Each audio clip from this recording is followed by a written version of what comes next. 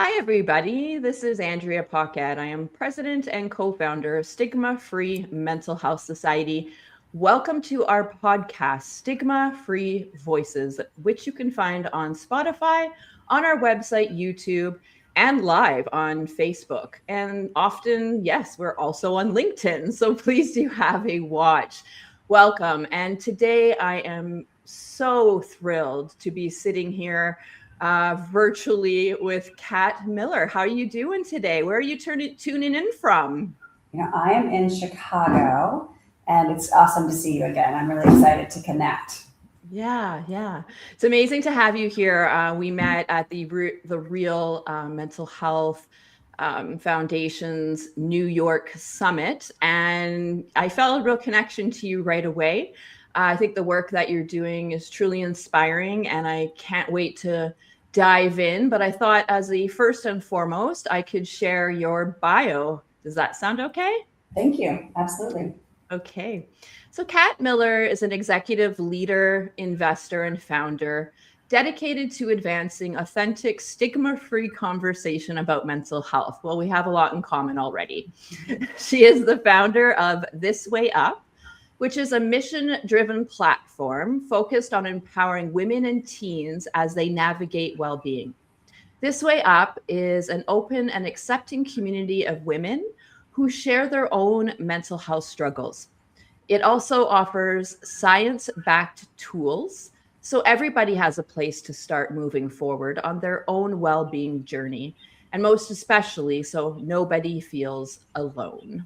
All right. This is a perfect jump off point. And if I remember correctly, your background is in finance. Is that correct? Yes, that's right. Yeah. So, what made you decide to create ThisWayUp? What's the story behind this baby here? Yeah, so we'll jump right in with fighting stigma with storytelling. So in my prior life, I erroneously defined myself as a finance professional. I did almost 10 years in investment banking. I worked at a multi-billion-dollar investment fund based in Dallas. I was married to a wonderful guy I met at Harvard Business School, and we had a great life, like tons of fun, great friends. We worked our asses off, but we still had a good time. And finally decided, well, let's start a family, and that's obviously one of the most amazing parts of my life. But when I became a new mom, um, I was suddenly just like smacked in the face with feeling nothing like myself. I had, obviously a combination of hormone changes with pregnancy and post-pregnancy, diagnosis of an autoimmune disease, celiac disease, but gut-brain connection and body inflammation. This was complicated by the fact that I'd had multiple concussions, some horseback riding, so car wrecks, and a family history of mental illness. But notwithstanding all of that, I just didn't know I was depressed. Like talking about like unconscious stigma. I had just always been one of those people where I was like, no, that doesn't happen to me. And so I knew that I felt like crap. I had no motivation to do anything and no joy.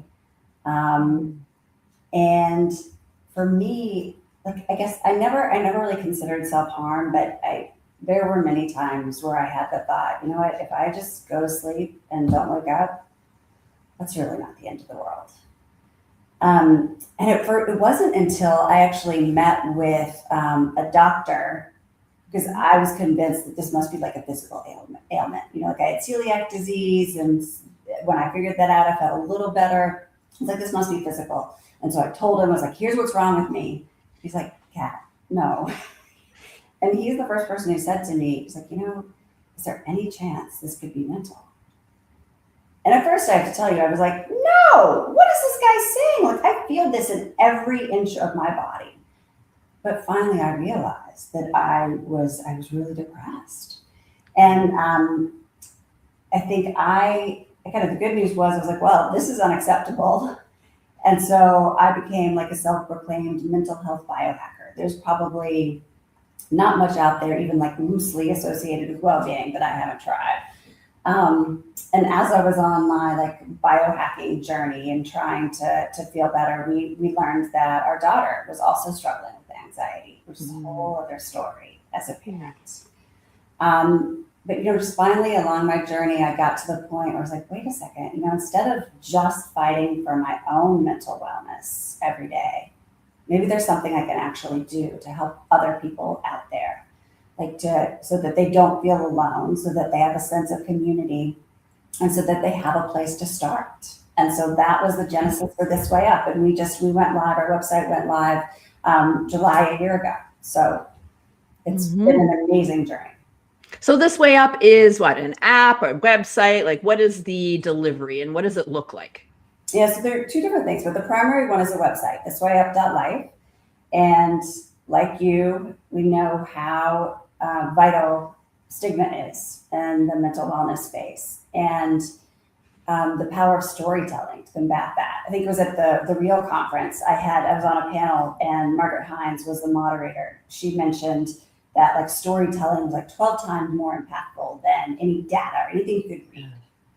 Right. So on thiswayup.life, we have not just myself, but more importantly, other members of the community, sharing videos about their mental health struggles. And so the goal is that maybe it resonates, no one feels alone. They might, because they feel more comfortable in their own skins, it increases the likelihood that they might reach out for help. Yeah. And then in addition to that, we have a ton of videos. We have a mini documentary that got over 270,000 views. But we have a bunch of different experts from nutrition, psychiatry, etc., but direct from the experts, talking about different aspects of mental wellness and tools, tips, things you can do to start feeling better. And I think for me, I think having a place to start is so important, because unfortunately, there's not a guidebook that says this is what's going to make you feel like your old self or feel better. It really takes some experimentation and trying. But if you do try one thing that resonates and you feel a tiny bit better, that gives you a little bit of hope and gives you a sense of what that feels like to feel good. And so then the odds are that you'll continue to try more things. So that's so at the beginning I said it's kind of two parts. So that's the website. And then we also kind of in the background, our team works on providing a free resource to high schools that teachers can download. And it's a playbook for mental wellness resources that they can use with their students, trying to make it as easy for them, minimize their lifting, but also make it relevant to their student population. Amazing. Excuse me. The power of storytelling. We're so aligned on that. Personally, I've been telling my bipolar story of struggle and triumph for 16 years. So I really identify with the power of story, and our presenters. It's not just about me anymore at our charity, but 25 different presenters sharing their personal stories. And I love how you incorporate this into This Way Up. Do you find people, what's the response like? People, do they tell you they feel less alone, or what kind of outcomes have come from that? Yeah, it's been amazing.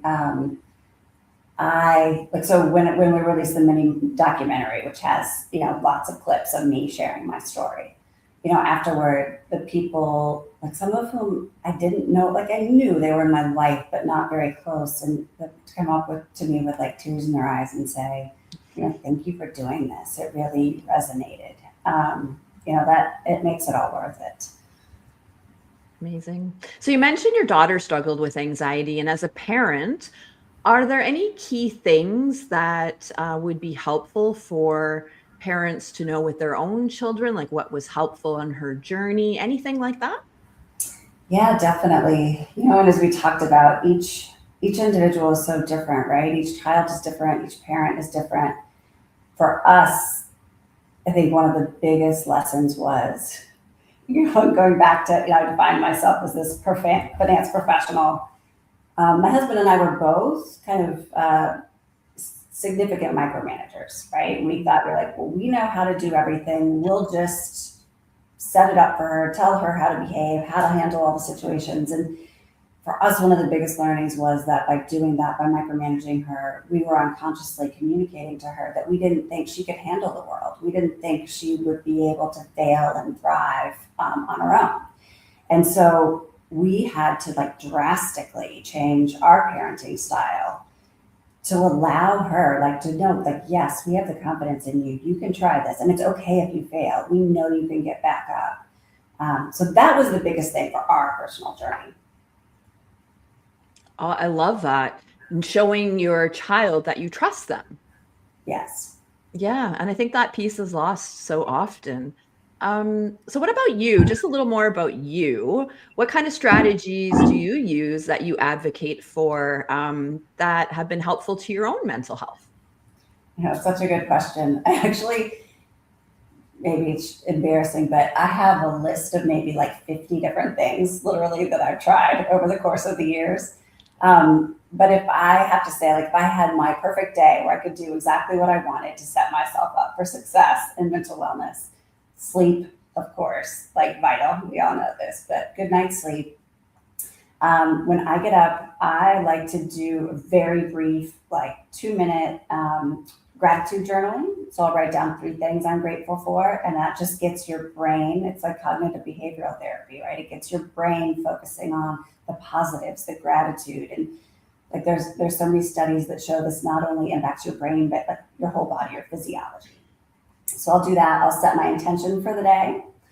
And then exercise for me has been key, but more so for my mental health than my physical health, although of course it's important for that too, but love to exercise. And I will also, like, again, if I have time, like sunshine and nature, being able to walk my dog outside. Now, as I said, I live in Chicago, so I don't always get what I'm looking for there, but I own a Happy Light. I don't know if you heard of these, but it's Sad lights. Yeah. yeah. I think it's incredible. Like if I'm feeling a little blah and can't quite get going and the sunshine isn't out, put the Happy Light out while I'm on my computer or even while I'm exercising, makes a huge difference in my life. Those are just like a few of the things I would do to kickstart my day. Yeah, those are a lot of strategies. And you said you have 50, right? Yeah. So what if somebody was watching today and they were like, where do I start? Like that can sound so overwhelming. It works well for you because you've obviously had a lot of structure in your life and built that type of regime and plan that you're able to implement. But what do you suggest? Like, say somebody is thinking, wow, I'd really want to take charge of my mental health. I don't know what to do next. It was such a great question because, as we were talking about earlier, you can't say this one thing is going to fix it for you.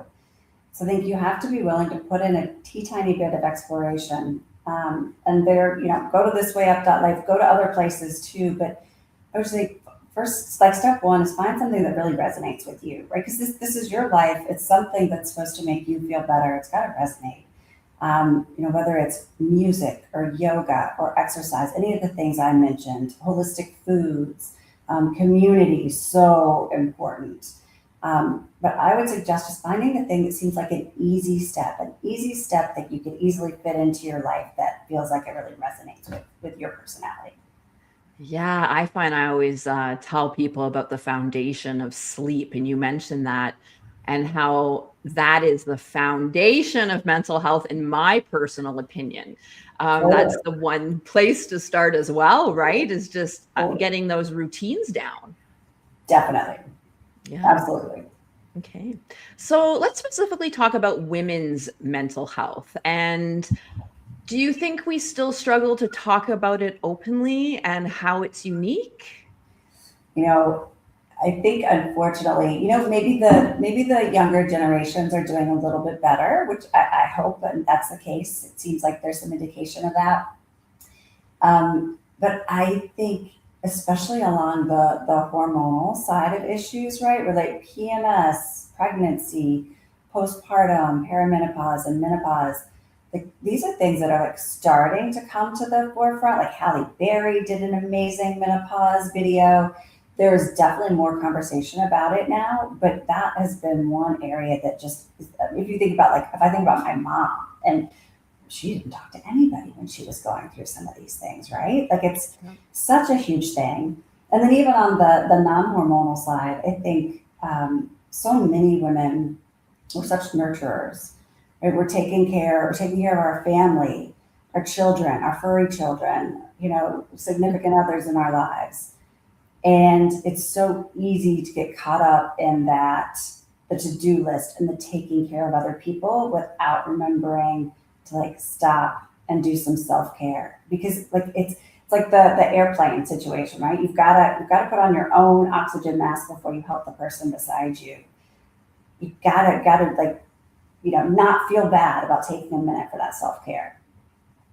It's such a good metaphor. I always think of that because, yes, what good are we if we aren't good with ourselves? How can we be there for other people and to be strong and all the things we need to be if we're losing fuel, right? So, yeah, I Totally. definitely see your point. So just going back to This Way Up, I was wondering, do you partner with other organizations that perhaps have the same focus? Say if somebody like Stigma-Free wanted to collaborate, is there an opportunity for other organizations or people to do that with you? Yeah, I'm so glad you asked. I think this is such an important part of like the work that we all do. We're a nonprofit. I'm really truly just trying to help people in the world, and I just strongly believe like the more like you and I can work together to leverage each other's impact to spread the word, it helps more people globally. So let's do it. Like there's the Rio, which you're familiar with. The founder Sean and I have talked about doing some collaborative community events. So there are definitely lots of organizations that we would love to partner with, whether to share expertise with mutual communities, do community events like in person or webinars. I think all of those are amazing opportunities. We need more experts like on our website, right? Like for sure, we haven't put all of the possible data on the website yet. There's so many other topics and tips and tools that we could add. So it would be amazing. Awesome. I love it. What you mentioned the video focus. Like, do you take submissions for inspiring stories like Stigma-Free? Like we post 2 to 3 minute inspiring stories from the public who send one in and we share it on our student mental health toolkit. Is there any opportunity for something like that with your organization, or how does it work? Totally. Yes. I'm glad you asked. So like on our community page, there's like a link for, if you're at the point in your struggle where you're kind of ready to share your story, there's a link where you can go on and record your story. And then we'd love to add you to the website. I mean, I think the more very diverse voices that we can have to resonate with more people, it just augments our impact. Well, I'm going to check that out personally because I'm extremely inspired from this conversation. I think you're doing really meaningful work. And I was just curious, what's up next for This Way Up? What are your goals and aspirations and big dreams? I love that. I'm glad you asked.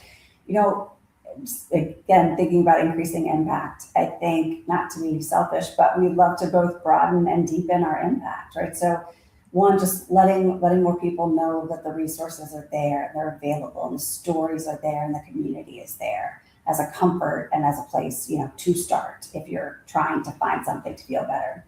And then I'd love to deepen our impact too with some community initiatives. We've done a few, but we're going to be beta testing like an in-person event model in some cities. And we're also going to do more like live webinars where we can take Q&A and try to build that community as well.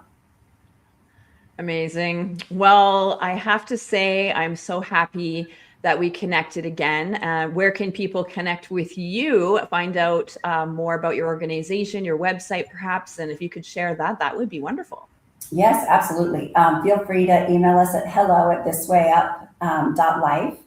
And you can let us know if you have any trouble uploading stories, let us know. We can help out with that. If you want to get involved in any of the community events, whether in person or virtual, fabulous. We can add you to the list. And also, if you have any other ideas, we totally welcome them. We'd love it.